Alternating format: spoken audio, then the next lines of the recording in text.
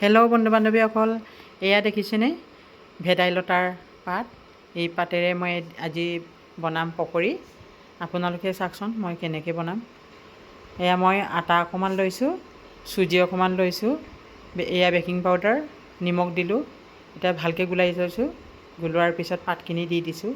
ভেদাইলতাৰ কুমলীয়া পাতটোতকৈ এনেকৈ বুঢ়া পাতটো দিব। ভেদাইলতাৰ পাত বহুত ঔষধি গুণ আছে।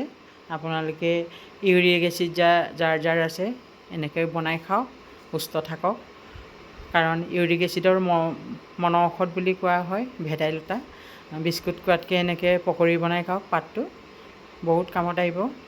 আৰু আমাৰ পেটৰ যিকোনো সমস্যাৰ কাৰণে ভেদাইলতা বহুত কামত আহে। আইৰণ বহুত আছে। বন্ধু বান্ধৱীসকল, কেনেকুৱা লাগিছে? ইমান ধুনীয়া হৈছে খাবলৈ। জনাবচোন কেনেকুৱা হৈছে, আৰু আপোনালোকেও বনাই খাওক।